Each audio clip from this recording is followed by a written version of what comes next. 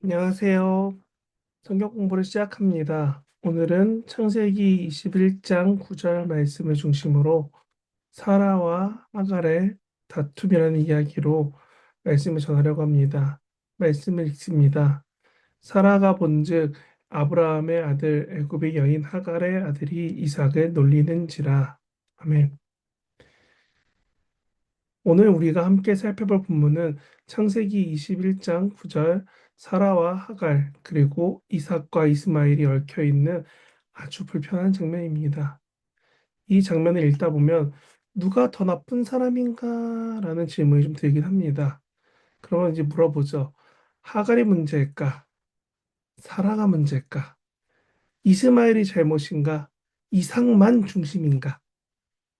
그런데 성경 이야기를 도덕 평가의 이야기로 기록하지 않았다는 것을 기억하기 바랍니다. 성경은 누가 착하고 누가 나쁜지를 정리하려고 하지 않습니다. 오히려 이 본문은 하나님께서 사람의 계획과 하나님의 계획을 어떻게 다루시는가를 보여주는 매우 매우 중요한 이야기입니다. 창세기 21장 9절 오늘 읽었던 본문을 보시면 이렇게 시작합니다. 사라가 본즉 사라가 보았어요. 뭘 봤냐면 애굽 여인 하갈이 아브라함에게서 낳은 아들 이삭이 놀림당한다는 거예요. 잘 보세요. 사라가 지금 하갈이 얻은 아들의 이름도 말하지 않고 하갈이 낳은 아들이 자기 아들 이삭을 놀린다라고 말하고 있습니다. 이 장면은 갑작스럽게 등장한 갈등처럼 보이지만 사실 이 문제는 이미 오래전부터 시작된 이야기입니다. 하갈은 원래 사라의 몸종이었습니다. 그리고 하갈이 아브라함이 아이를 낳게 된 것도 사실 하나님의 명령이 아니라 사라 개인의 제안이었습니다. 그리고 아브라함도 그렇게 인간적인 선택을 하였습니다. 우리가 창세기를 읽었던 것을 생각해 보면 이렇게 하나님은 분명히 이렇게 약속하셨습니다. 내 몸에서 날 자가 내 상속자가 될 것이니라. 자기 종에게 상속을 시킨다니까 하나님이 이런 약속을 해주셨어요. 그러나 시간이 지나도 아이가 없었습니다. 어떨까요? 하나님은 주시겠다고 했는데 당장 결과는 없어요. 그러니까 시간이 지나도 사라의 마음은 하나님의 약속을 기다리기보다는 하나님의 약속이 이렇게 이루어지겠지라는 자신이 생각하는 하나님의 약속을 돕는 방식을 선택합니다. 그 방법이 무엇이냐? 우리가 잘 아는 것처럼 자기의 몸종을 보내서 이스마엘을 얻었습니다. 하나님 약속은 이루어졌죠. 뭐라고요? 아브라함에게서 날 자가 내 상속자가 될 것이다 해서 아브라함에서 아들이 생겼잖아요. 그러나 이것은 하갈 개인의 문제가 아니라는 겁니다. 하갈이라는 여종이 아들을 낳았고 그 개인의 성품 때문에 아들이 삐뚤어져서 이삭을 괴롭혔어라는 말은 참으로 성경을 단면적으로 쉽게 보는 것입니다. 인간이 조급하게 불안했기 때문에 시작된 이 관계의 복잡함을 단순히 한 명의 성격이 이상하기 때문에라고 말하는 건 너무 쉽게 본문을 왜곡하는 거 아닐까요? 우리는 종종 이 본문을 이렇게 생각합니다.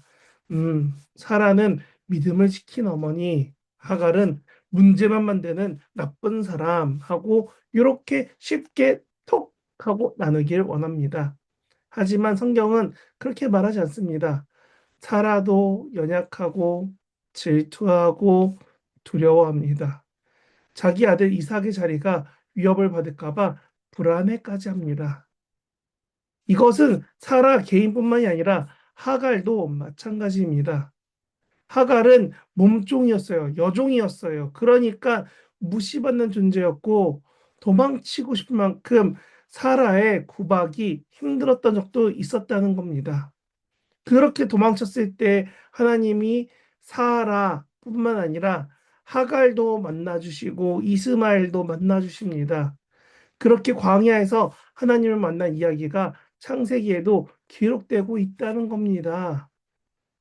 그래서 하갈은 어떤 말씀이 들었느냐? 이렇게 듣죠. 하나님께 직접 음성을 듣고 너와 내 아들도 지켜주겠다라는 하나님께 이름을 붙여진 최초의 사람이 된다는 겁니다. 뭐라고요? 나를 살피시는 하나님. 하나님은 여러 사람들에게 여러 가지 모습으로 말씀해 주셨지만 하나님이 나의 어떤 하나님이십니다. 라는 말을 처음 한 사람은 하갈이었다는 겁니다. 어? 이렇게 하면 갑자기 저기 이슬람이 좀 세지는 것 같죠? 아니요. 이 말은 하나님의 관심 밖에 있는 사람이 하갈이었다라고 말하는 손쉬운 이해와 해석을 외면하게 만듭니다. 그러고 다시금 본문을 보게 하죠. 뭐라고요? 하갈은 하나님의 관심 안에 있었다라는 겁니다. 그래서 이 이야기는 누가 더 나쁜가를 가르치는 이야기가 아니라 하나님께서 연약한 인간들을 어떻게 다루시는가에 대한 이야기라는 겁니다. 사라가 하갈과 이스마엘을 내보내자고 말했을 때 아브라함은 사실 너무 괴롭습니다. 그런데 하나님이 그런 아브라함을 만나 주십니다. 하나님은 아브라함에게 이런 말씀 주셨죠. 사라의 말이 내 눈에 기뻐 보이지 않을지라도 그의 말대로 하라. 아내의 뜻이 내 뜻 가운데 임하게 하라. 하나님이 벌써 저 때부터 이렇게 가르쳐 주셨을까요?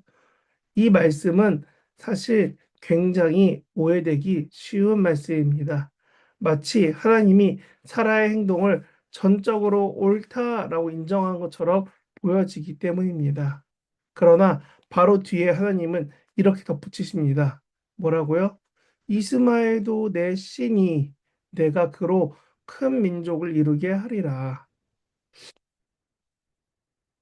이스마엘도 너의 씨니 여기서 중요한 것이 이것입니다. 하나님은 사라와 이삭을 통해서 약속의 중심을 이루어 가십니다. 우리는 성경책 창세기부터 계속 여러 사람들을 알기 때문에 당연히 알고 있습니다. 하지만 하갈과 이스마엘을 버리지 않으셨다는 점을 기억해야 된다는 겁니다.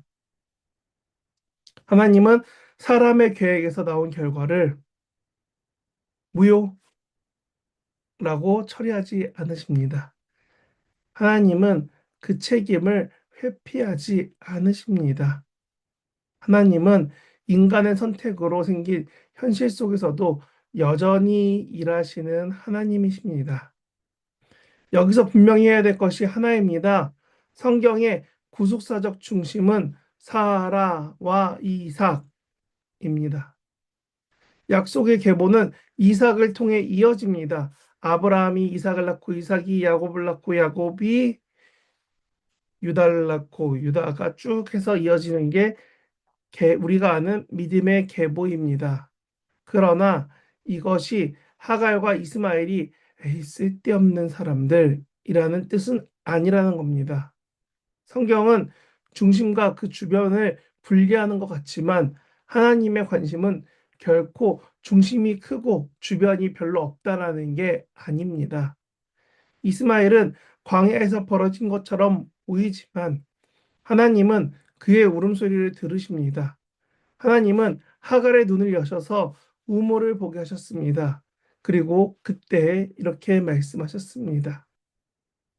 하나님의 계획은 중심을 향해 흘러가지만 그 과정에서 만난 사람들을 소모품처럼 버리지 않으신다. 그래서 뭐라고요? 이스마엘 하나님이 하갈에게 똑같이 말씀하셨죠. 바로 내가 이스마엘을 지키시겠다고요.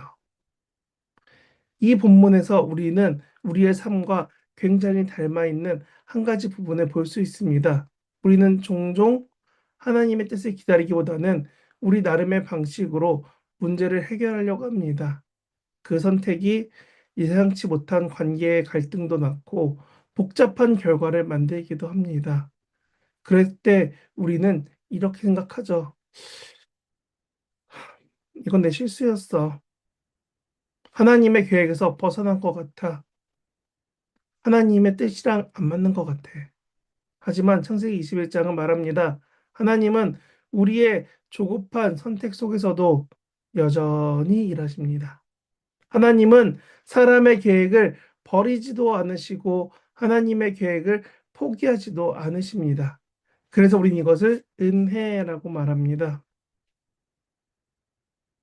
사라와 하갈의 이야기는 선악을 나누는 이야기가 아닙니다.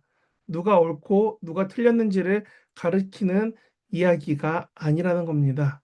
이 이야기는 하나님의 신실하심에 대한 이야기입니다. 인간의 계획은 흔들리지만 하나님의 약속은 흔들리지 않습니다. 인간의 선택은 복잡하지만 하나님의 손길은 그 복잡함 속에서 멈추지 않는다는 것입니다.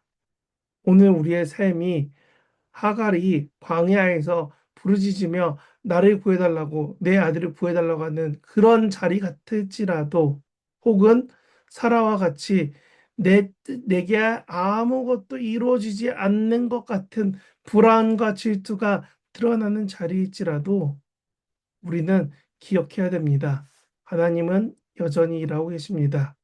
그분은 약속의 중심을 이루어시면서도 그 과정에서 만나는 모든 사람을 외면하지 않으시는 하나님이십니다. 그래서 우리는 기억해야 되는 것입니다.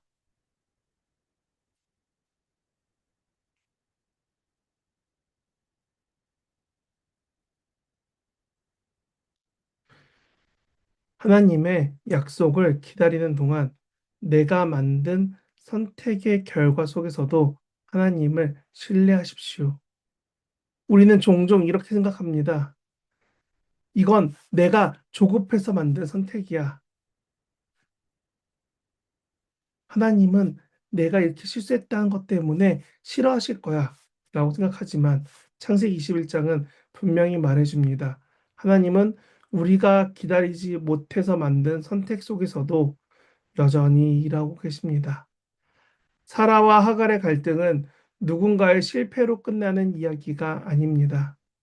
하나님의 약속은 우리의 중심을 지켜가십니다. 아니, 하나님의 약속의 중심을 이루시면서도 사라와 이삭처럼 그 과정에서 생긴 현실, 하갈과 이스마엘을 외면하지 않으신다는 겁니다. 그래서 오늘 우리가 이렇게 생각해야 됩니다. 이미 지나간 선택을 후회하기보다 그 선택의 결과 속에서 하나님이 어떻게 일하시는지를 신뢰하십시오. 하나님은 우리가 완벽해서 역사하시는 분이 아닙니다. 역, 연약한 현실 속에서도 신실하게 일하시는 분이십니다. 그래서 우리는 이렇게 우리의 삶을 하나님께만 붙잡혀 살아가게 해달라고 기도할 수 있는, 아니, 내 불안과 염려와 걱정과 근심을 내가 해결 못하는 이 어려움을 하나님이 돌봐주실 것을 기대할 수 있는 저와 여러분 되시길 진심으로 바랍니다. 기도합니다. 하나님 아버지, 오늘 말씀을 통해 우리의 모습을 다시 보게 하시니 감사합니다. 우리는 때때로 하나님의 약속을 기다리지 못했고 우리의 방식으로 문제를 해결하려 했습니다. 그 선택이 가져온 결과 그 앞에서 우리는 스스로를 정죄하거나 하나님께서 우리를 떠나셨다라고 느낄 때도 있습니다. 그러나 오늘 말씀을 통해 하나님께서는 사람의 계획 속에서도 일하시며 약속의 중심을 이루면서도 그 과정에 있는 사람들을 외면하지 않으신다는 사실을 다시금 배우게 하셨습니다. 주님, 이미 지나간 선택을 붙들고 후회하는 마음에서 벗어나게 하시고 우리가 서 있는 자리에서 하나님께서 어떻게 일하고 계신지를 신뢰하게 하옵소서. 우리의 삶이 복잡해 보일지라도 하나님의 신실하심은 흔들리지 않음을 믿게 하시고 오늘도 약속을 이루어 가시는 하나님을 바라보며 조용히 순종하는 믿음을 허락하여 주옵소서. 이 모든 말씀을 우리의 연약함을 아시고 끝까지 인도하시는 예수 그리스도의 이름으로 기도합니다. 아멘.